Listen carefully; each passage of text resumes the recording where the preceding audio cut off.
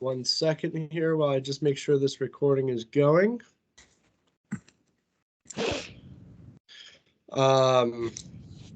Just to ensure your engagement during the session, we ask you that you keep your cameras on and throughout the training. We'll be using the chat function periodically for questions, but there also will be time provided during an interactive part of this training where you can guys ask questions in real time. If there's some more detailed questions, just leave them in the chat and we may follow up with a fact sheet down the road that you guys can have access to. Also, there may be some time for some additional questions at the end of the session. I think we're good. All right, let's get going. Can everyone hear me okay? Just give me a thumbs up or nod knowingly. Good. All right, sounds good. I'm going to share a PowerPoint slide. I'm acknowledging fully that it's after lunch, so my condolences to you for getting risk management and safety right after lunch. Barb, I'm really glad that Barb McGregor is co-presenting with me today. I've done this class for probably 20 years, and Barb has graciously offered to step in and help me do this class because I really think Barb has walked the walk, talked the talk, been in part, been. You know, I'm a central office guy, I do capital construction, but Barb's in the trenches with you, and her perspective is going to be incredibly valuable to this class. I'm really glad. Thank you, Barb, for joining me on this. I think this is really, hopefully it'll be fun. If folks that were on early heard me probably chatting with Ryan and Barb, this is your class. If there's a question you want to know, ask it. If we can't answer it to class, we'll respond by email. This is a really important topic, but it's your class, not ours. So if there's something you need to learn, please let us know. We'll take care of it. So I'll just start the presentation here. Here's the presentation start. There we go. So this is a class that I've been teaching for a bit now, and I always like to start the class with why this is an important conversation. And can you folks see anything yet? There it is. Yes. All right, there we go. So this first screen, it might be too light to read or too small to read, but just to put it in perspective here, a couple of years ago, I was watching the news one night, and all of a sudden this story came on.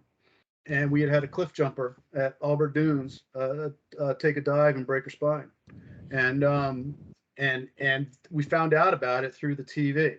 Not all liability or hazards are going to be or incidents are going to be as drastic as this. And this luckily turned out to not be as drastic as it could have been, tragic as it could have been. But it does reinforce the fact that that we are in the business to provide recreation, and sometimes that recreation comes with risks. And our goal here today is to make sure it doesn't come with hazards. So if folks want to follow along, there's really nothing to follow along with in the manual, but in the manual is a section on recreational liability and hazard inspections. And so the details that you need to work with through the year are available at your fingertips in the manual. So if there's really no need to take notes here today unless there's something you really want to remember. But all the details and the technical information is in your manual. So I just want to call that out. And by the way, this playground is not in a state park, but it is a great example of what we're talking about in terms of providing safe recreation spaces. So on that note, we have a lot of conversations about, what is the concept of risks versus hazards and recreational liability. Like I said before, we're in the business of offering outdoor recreation, and that recreation comes with inherent risks. And our by the end of this session, we're hopefully you'll be able to understand that there is a difference between risks and hazards. And that we move forward with taking care of the folks that come to visit us. There is a saying in the park industry that your parks need to be no safer than they appear to be. In outdoor recreation, there are certain inherent hazards and risks. One of them is heat from fire.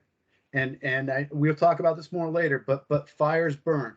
And these are just examples. And these have been developed by the process of case law. And it's important to remember that liability, and I'm going to get us off the legal conversation here real soon, but liability is dictated by what case law happens and what the courts find. Liability is different state to state. So if you're from outside Vermont, you may be used to a different concept. If you've worked in another system, liability laws are state by state standard, and what's allowable in Vermont may not be allowable in Texas, or vice versa. Just something to remember. But there are some open and obvious hazards. Fire is one of them. Drowning is another. People that are in the area know the risk of Huntington Gorge. Thousands and thousands of people recreate there safely every year, but tragically, dozens have died at this same swim hole, and that is something that we as public landholders have to balance. So that's a real, just doing this to illustrate the fact that that we do balance this line here. And then the other one, I've lost the other one. The other one is falls from height. The concept that we don't have fences along all our trails on mountaintops because people can fall from height. So, but and also something to remember is that we take our visitors as they come. So what are we worried about? One thing I don't want folks to worry about is financial liability. Liability technically is liability is basically exposure, and it's exposure to negligence. And negligence is unintentional. Heaven forbid you come to a point where someone says you're negligent. Just understand that negligence is unintentional. It's an unintentional tort. Despite our best activities, we can be found negligent. We have been seeing 1 million visits a year. I've been doing this job for 20 years. I know of, I think, 3 claims in my 20 years, 25 years actually, that we have paid out damages for someone being hurt in a park due to a physical element, a fireplace, a slip and fall in Sandbar, and a slip and fall at Lake Carmine. We've had other damages paid out, but they usually been property damages or an act. So I want folks to, take a deep breath and realize that we are not in the habit of hurting people. And the reason we're not in the habit of hurting people is because we pay attention to things. There's 4 elements to negligence. There's duty, act, proximate cause, and damage. And the reason I bring these up is the fact that as you go through and think about your parks, you may run across something. And I want you to remember that in order for us to be negligent, we have to have we have to have a responsibility or control of the situation. We have to have either done or not done something.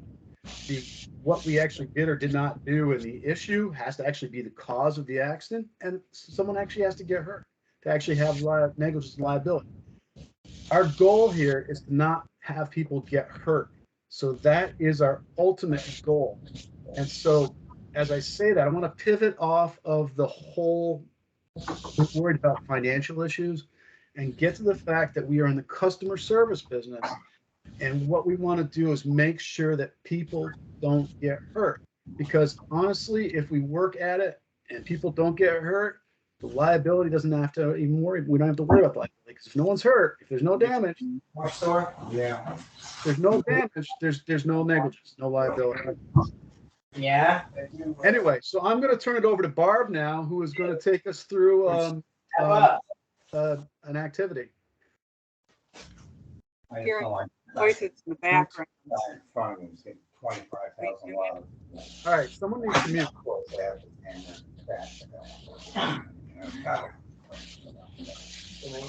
Hey guys, you just drowned down the background noise a little bit. All right, so been around for years. I was Thursday, so I'll see you Thursday. One second, Barb. Let's get somebody muted here. Thank you. Bye, John. Okay, have a good one. Thank you, you too. Oh, the sleeping bag. I need to take the sleeping bag. I think that's it, yeah.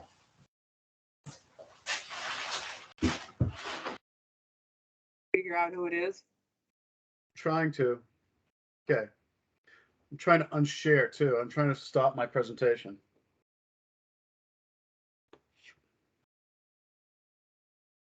Sorry. All set?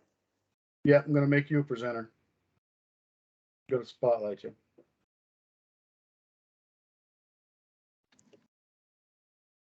We on? Go for it. Okay. So I've been around 30 years. 16 of those I was ranger at New Discovery State Park in Groton. And, you know, during 16 years, you see a few things. I'm going to throw out a scenario for you. It's a pretty basic scenario, but I want you to throw out your thoughts or raise your hands if you want to say something. At one point, I had a staff member come up to me concerned about a rock on a trail. Doesn't sound like much. What's the likelihood this rock is a hazard? Any thoughts? What would you have to determine?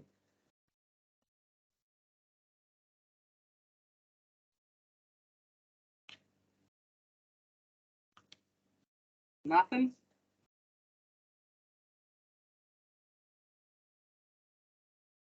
How big's the rock? Near a cliff? Size of the rock? Size and location? Risk of falling or rolling? All good. Well, this rock, I'll give you a hint. It was on a trail near going to the bathroom. Thoughts on that?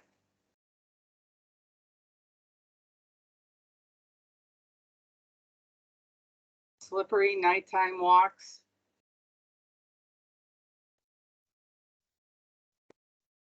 One pebble.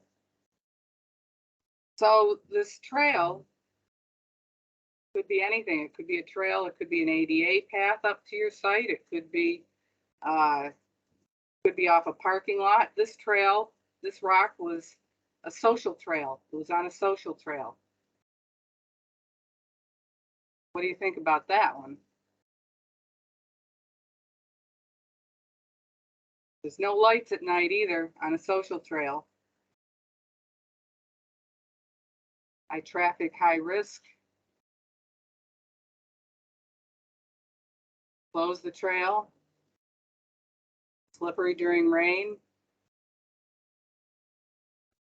Social trail is something that folks make themselves. You see trails between two sites.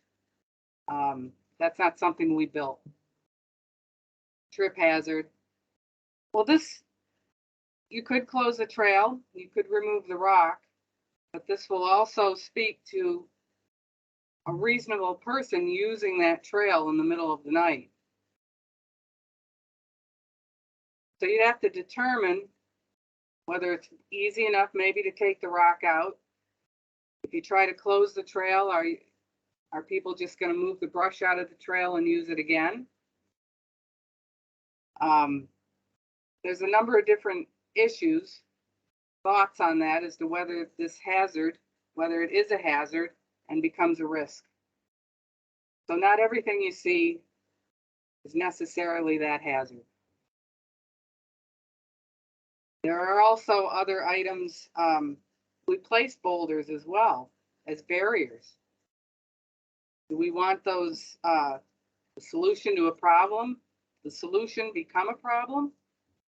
We got to think about when we're placing items too.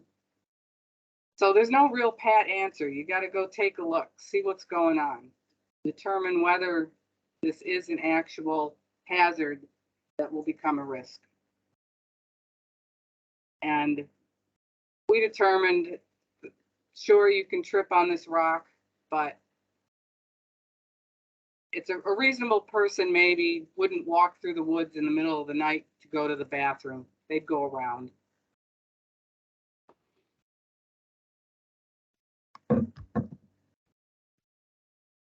Want to take it over there, Frank, or have something else to Yeah, I think I would add what I saw in the chat was pretty good, and I think folks are I think what we're seeing here is folks have uh, um, been listening over the years. To know there's some returning folks here. Is that a lot of the Barb mentioned the fact that sometimes it's on a social trail. The chats I saw, people were addressing the social trail differently than they were the pathway to the bathroom because the same condition, whether it's a hazard or not, depends on the use it gets. And I talked earlier about you take your users as they come. And I think people were really keying in on the fact that a rock on a trail between an ADA site or a site and a bathroom that people are going to use at night is different than a rock on a hiking trail or a social trail. I think folks are picking up on that. And these are some of the subtleties that come into this conversation when you think about it. And when we talk about our duty, when you talk about don't hurt people, I think folks were already taking that kind of lens on it and saying, is a rock on a trail to the bathroom that people have to use at night more likely, more probable to hurt someone? The answer is yes. Is a rock on a trail that's used during the day for hiking more likely to hurt someone during the day on a hike on that back? The answer is no. It could. It's possible, but is it probable? So I think you're already putting those lenses on it, and that's the kind of lens that you can put on it. But it's also the kind of lens that the folks that work around you have been putting on this stuff for years. So that's an interesting. I want to touch on that to minimize my risk, and actually that leads me right into the next conversation. I just saw something about reporting it to minimize risk. I want people to be reassured of the fact that you don't need to report something to minimize your risk. We as a system want to report things to make sure that we keep the parks safe. And the reason is because, and I'm going to speak to it in terms of standards, and I'm going to bring back up the PowerPoint here. We have park standards that exist to make our visitors enjoy their experience. We also have standards that are in place to we also have standards that are in place to protect people from hazards. And you think about standards are talk about the foreseeable and reasonable foreseeability of unreasonable harm. And I think people were already on that. So I'm going to scooch by this slide and talk about the standard of care: foreseeability, possibility, probability. You already heard me use those words: frequency versus severity, and a reasonable person's standard. Barb already mentioned some of those words. So if someone reports something to you, and I'm going to stomp my foot here for folks that are in the military and realize it's something I want you to remember because it's going to come up later. If somebody reports something to you, we do have a duty to take a look at it, but our duty is not based on that we're worried about liability. Our duty should be predicated on the fact that we want to keep people safe and we want to look into things, both from a hazard point of view and from a customer service point of view. So I don't ever want folks to the rock movie form.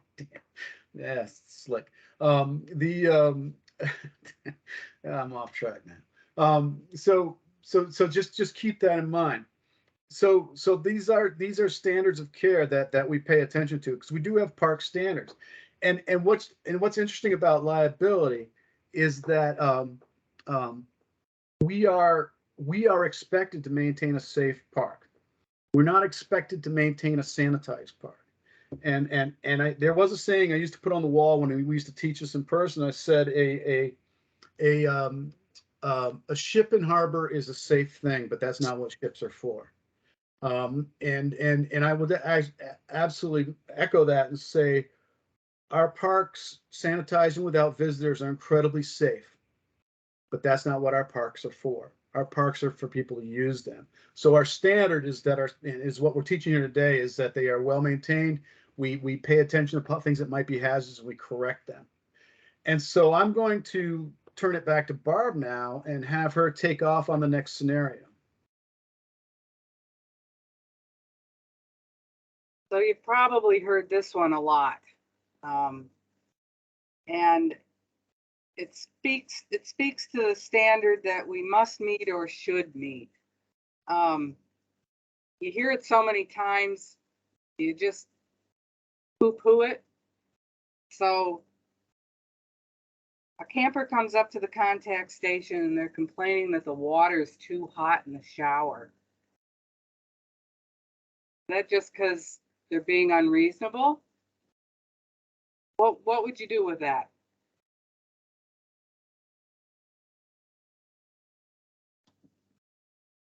Any of you guys showered in it? Do you know, is it too hot? Investigate, check it out, go see. Mixing valve, yep. So then they went on to mention it felt like they were getting burned. That gets to be a little more severe just than too hot a shower. So they felt like they were getting burned. So you already did mention investigate the cause, call maintenance. How many complaints have you had about this particular shower building? When you finally need to go do something about it? So this kind of goes, there's a standard that we must meet. I'm not exactly sure what the plumbing standard is, 120 degrees, I think, maximum. But we would need to check to make sure that we're within those particular standards we have to meet. If we are, then maybe there's another standard we should meet. Are we getting a lot of complaints? If we are, maybe it's a little too warm for most people. And that goes to the comfort of the visitor and customer service. So there's a difference there. No running water, no shower, no problem. That works. That works. Tell them to go jump in a creek and we're good. Oh, but then there's that's a hazard too. So we have to determine whether we've met the industry standard or whether we just need to work on the customer service. And that can happen with any number of scenarios too. So that's an easy one. A lot of people complain about the hot water, but go check on it. Test it yourself. Use the restroom. Figure it out.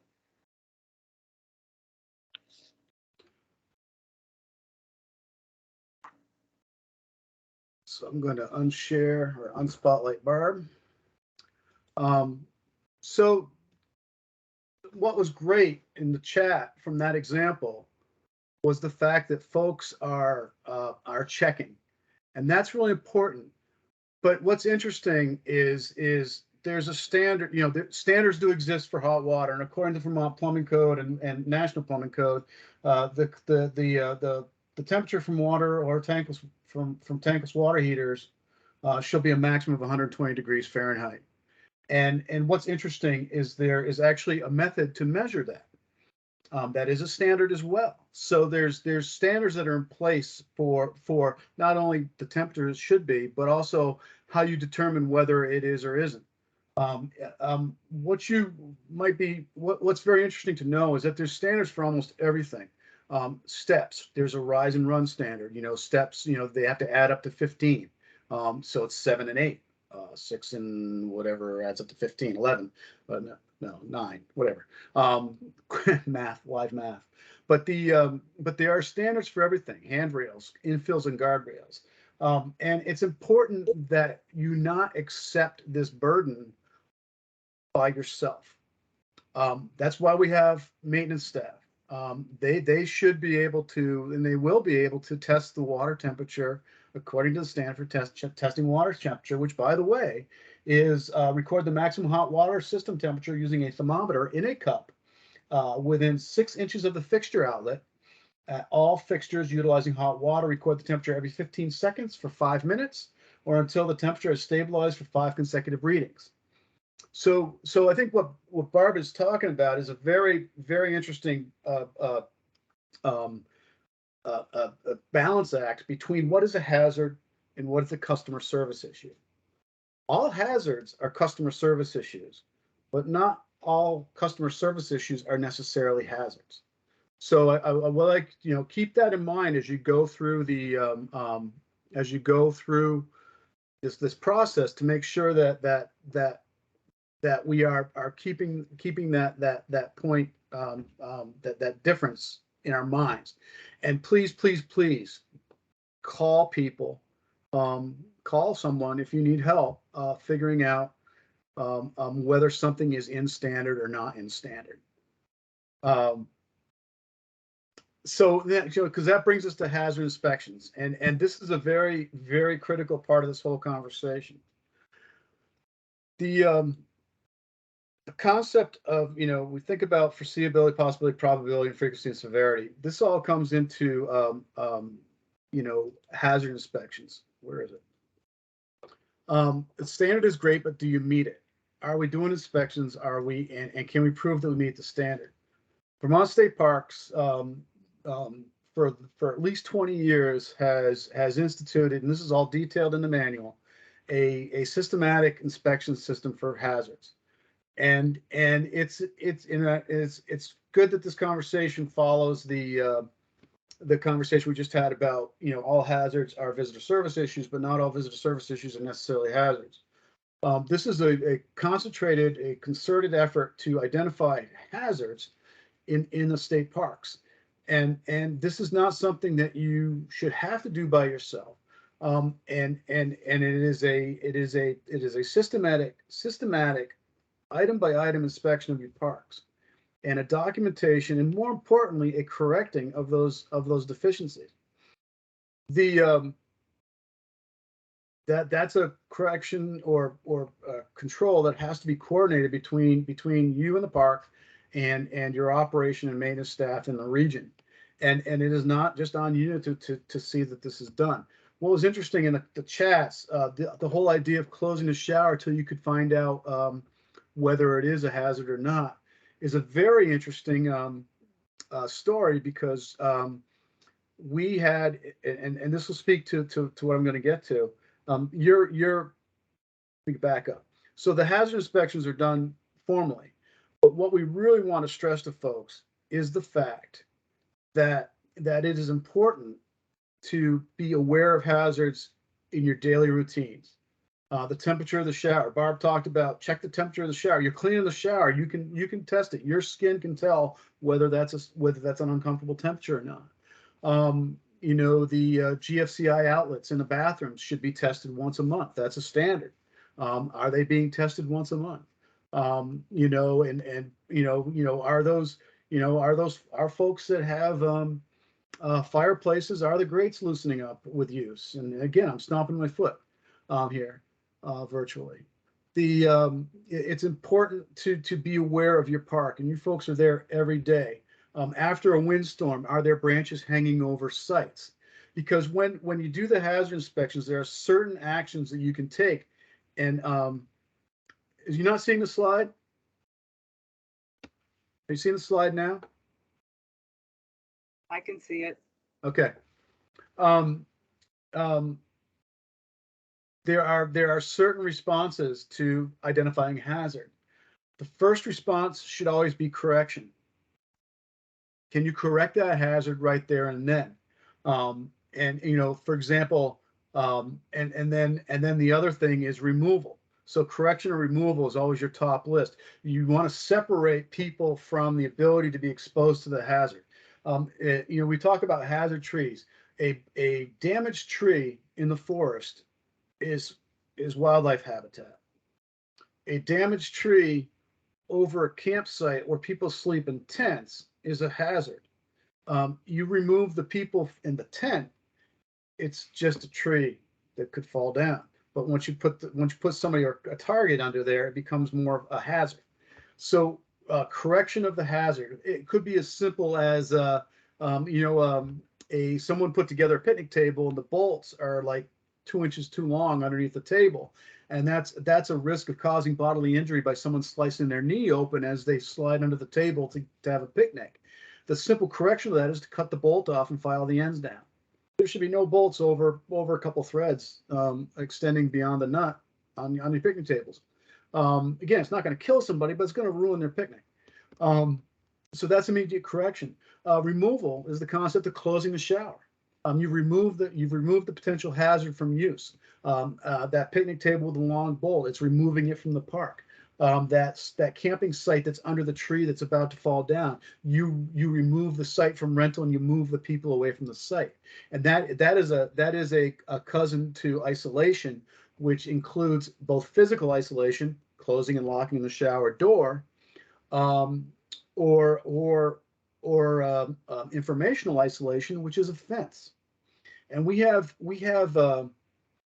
examples of isolation measures in parks that have constant hazards. And this goes back to Barb talking about the pathway with a rock on it. You know, we have cliffs all over the state. We have hiking trails that go along cliffs. We have some campgrounds that have cliffs as well. And we have the campground at Grand Isle State Park has lean-tos that overlooks a cliff. And we have a chain link fence. And the reason we have a chain link fence at that cliff and not at the cliff on top of Mount Philo everywhere, or Mount Mansfield or Camel's Hump, is because people sleep in those lean-tos at night, wake up groggy at night and need to go to the bathroom. And the risk of the probability, the foreseeability, and the probability and the severity of someone stepping off that cliff at night is bad. So we put a fence up. At Little River State Park, we have lean-tos, same design, at the top of a steep bank. Same situation. People sleep in the lean-to, get up in the middle of the night, use the bathroom. Foreseeability, probability is high. The possibility of someone stepping off that edge is high. The probability of someone stepping off that edge at night in a lean-to is high as well. The severity of someone stepping off a steep bank versus a cliff changes. So our isolation method changes. So the fences at Grand Isle are chain link. The fences at Little River are split rail with a small mesh infill to prevent little kids from passing under the rails or balls and stuff from going over the bank, because we foresaw the fact that someone could recover from a tumble down a bank, but it's pretty hard to recover from a fall off a cliff. So I just want to make that differentiation about isolation. The other thing is signage. I taught this class a long time ago, and I got to tell you is that the general, what I see by the chat is that we have come so far. People are so much more aware and are thinking along the lines that we are very thankful that, there's a reason we hired you. And I remember talking about our fire towers. And you think about our fire towers, if anybody has seen our fire towers and climbed those steps, can realize that those steps don't meet a standard for rise run. They are, quite bluntly, for some people, terrifying. For other people, not such a big deal. They're a historic structure. They're iconic. People love them. And I said, what do we do about them? And people said, we should put up a sign that says use at your own risk. And I said, but what does that really tell people? And the really, it doesn't tell anybody anything. Signage should only be used as a way to educate and inform people about what they are going to do so that they make the decision themselves. The thing about this, and I'll talk about this later. So the signage is a delicate instrument for handling risk and hazards. And if you think about the McDonald's cup of coffee, the case that rolled through with the woman who was severely burned by the hot coffee, the hot coffee as a warning, does it really tell the story? Or is it better to say this coffee is so hot it could scald you? And, that's a more informative signage in the sector. The other thing is to accept the risk. So if you think about that, the fire tower stairs, and you think about what we said earlier about open and obvious, and what Barb talked about with the stone on a daytime pathway and a social trail, and we talk about fires and having a fire and falls from height. If someone walks up to a stairwell on a fire tower and looks at it, as a reasonable person, they can make the decision about whether they are comfortable climbing up those steps or not. And that puts the control the control or the act in their hands. That takes it out of ours. It puts it in their hands. They are making the decision to ascend those stairs because any reasonable person can look at those steps and have a visceral reaction to the risk they're about to undertake. So that's how we deal with hazards in state parks. It's a layered response. The best thing to do is correct or remove, isolate signage, and then only after we've talked about it at a different level, probably at levels that involve lawyers and risk management for the state, we will accept a risk from time to time. But I just want you to know that you're not alone in that assessment. I want you to be aware of how that conversation takes place. And any questions on that specifically? Because I think that's something that folks usually trip up on. Is there any questions about inspections and corrections of inspections? I like the fire tower at Atlas. Yes, it is a nice fire tower. I remember being there with a couple beers in me and making the choice not going up those steps one time. So anyway, so I'm going to turn it back over to Barb for the last example, and then we'll have plenty of time for chit chat and making sure that you have any questions. So I'm going to stop presenting. I finally figured out how to do this. And I'm going to spotlight Barb. Go ahead, Barb. So thankfully, through the years with our hazard inspection program, we've seen less and less hazards cropping up. It's getting better and better. Everybody's more aware of what to look at on a daily basis. So the issues are definitely lessening. What we need to remember is, what's the expectation of the visitor for their experience? What's their expectation? It's going to be different from someone who's on a remote campsite, from someone who's hiking a trail up in Mount Mansfield, Hellbrook or something, to someone who's just going around a pond. It's going to be different for an RVer, from a tenter. You got to remember their expectations. One example is everyone expects to have a fire when they're camping. So a lot of our parks still have the old fireplaces. They still have the brick or the cement or even the CCC fireplaces. At a certain point, they're starting to crumble. So we need to be aware of the safety of those fireplaces. Will it hold a grate? No, take the grate away. Are there rocks falling out? Is the cement starting to crumble? Are the bricks falling apart? Take those off as they start falling apart. Just as a caveat, if you have a CCC fireplace, save those rocks. But other than that, take them apart. And maybe once the fireplace is partially dismantled, maybe it's still okay to use just for a fire. That's okay. But we also need to offer something else, because there's an expectation that maybe they're going to cook on this fireplace too. So what's an expectation of a lean-to? Well, they want to be able to get into it without a problem. There are standards for the steps to going into a lean-to. You don't just want to put a box, a makeshift box for a step.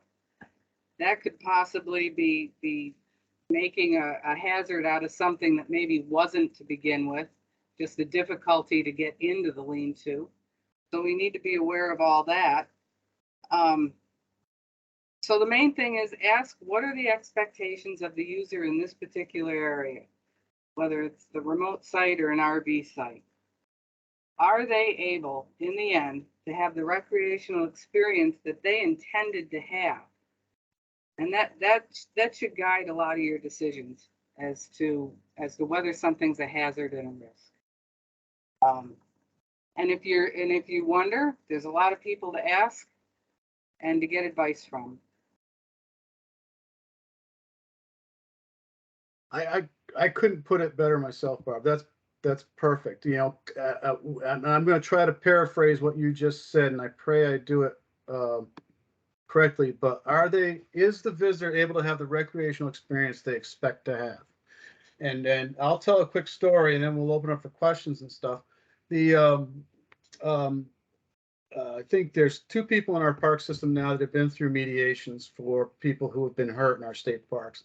I've been through 2 of them. Rob Peterson was with me for the last one. And every time we go to the mediation, and the mediation, for folks who don't realize, or hopefully you don't have to know it, it's the state has realized that there's probably a responsibility or a portion of responsibility for what happened. And we are in good faith entering into a conversation to settle the issue without having it go to court. There's a lot of calculation that goes into whether it's time to mediate or not. But in these cases, we decided it was time for us to sit down and come to a number. In all cases, when you have the chance to sit at a table and look across at someone who was hurt coming to a state park, you realize that they did not have the recreational experience they expected to have.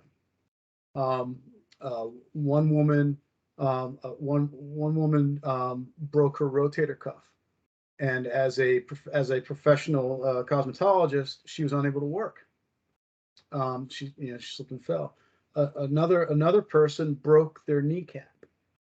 And if you can imagine broken kneecap, the pain that would be, and the graphic photos that accompanied that complaint, you realize it really comes to, Barb's words are right on. You want the visitor to have the recreational experience they expect to have. Because if you just keep that phrase in your mind, you realize that you're covering everything from expectations, taking the visitor as they come. What's a reasonable person's standard? How are they going to interact with the physical space as they come to it? The example of the fireplace, they expect to have a fire, but we've determined that the grate falling out of the fireplace is a hazard. And that was actually the first claim that I got to witness being paid out, because it doesn't stay in the upright position. So you remove the grate, you've removed the hazard. You still allow them to use the fireplace. You don't have to take the whole fireplace out.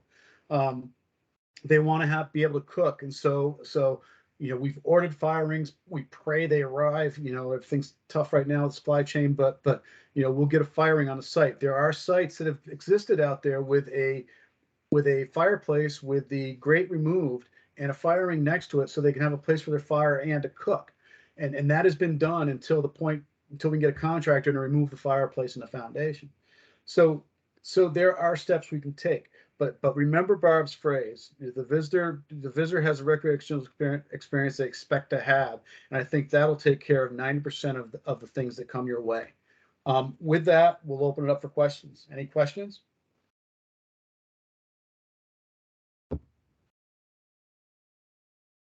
Come on. Guess I gotta open chat up. Barb. What makes folks the most nervous about this session? What did we say that worried you?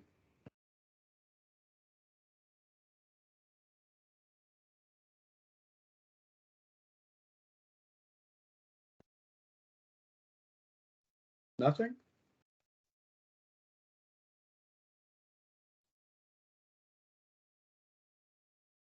Should we do a check as we clean each site initially? I think that's a great idea, and I think you would, divert. I would talk to folks like Barb, and I believe that there's a session coming up afterwards about maintenance. Or I'm not sure if I got the order right, but I remember Barb and I were talking about this, and there's other aspects to risk management and safety that you will be taught about, and that includes how you operate machinery, cleaning sites, and all that stuff. A lot of crazy dogs come through the parks, and I'm not sure the legalities behind it. Okay, we'll talk about that in a second. So yeah, I mean, that's part of doing a check as you open up the site, is part of basically continuous awareness of hazards and situations. What's nice is as you're opening up the sites, there's no one staying in them. I think keeping an eye out would be great. I missed what we should do. Okay, let's talk about dog attacks. So if you go back to the 4 tenets or the 4 legs of liability, what do we control? What's an act or lack of an act that could cause us liability? And I'm going to actually ask you to talk to your regional staff about how to handle dogs in parks. I think that is such a nuanced conversation that I don't feel I can address it well enough here in the few minutes we have left. There's a lot about what our role is in bringing the dog into the park or allowing the dog in the park that I want you to have the conversation with your regional staff. How to rectify the situation for park visitors if there's a fire pit. So it's hard to hear sometimes. Okay. So the fire pits, so think about what the actual hazard is. And because remember the approximate cause concept of liability, if degrades the hazard, degrades the hazard. If the fireplace is not at risk of flopping over on someone, you can remove the grate and therefore you've removed the hazard. The loose bricks, you can remove the loose bricks and therefore you've removed the hazard. People can still build a fire in the fireplace, what's left of it.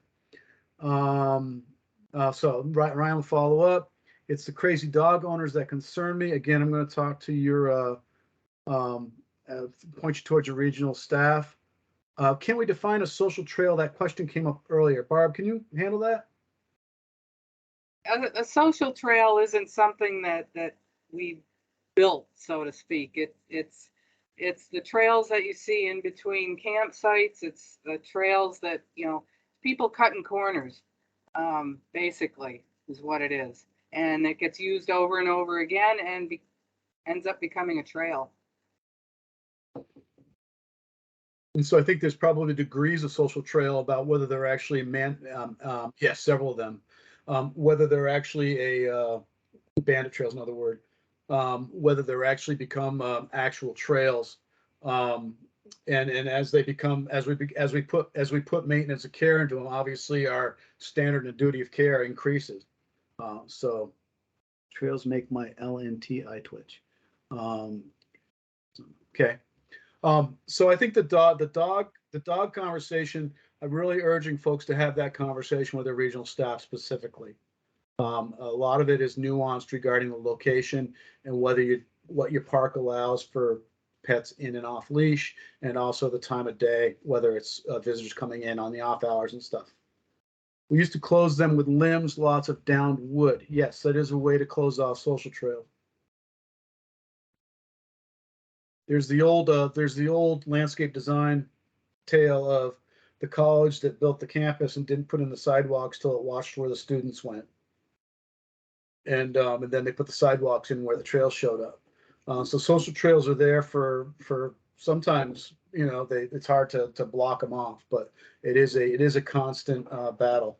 A lot of times they happen between sites where families rent 2 sites. Oh, I don't understand what's going on. Hello to the dog. Okay. So we're a minute out of our time. So thank you very much for your time. Barb, thank you very much. Barb and I both work for the Parks Department. We've worked here a long time. We were talking about that the other day, mostly commiserating. But if you have any questions for either of us, reach out via email. We're glad to take up the conversation. Thank you.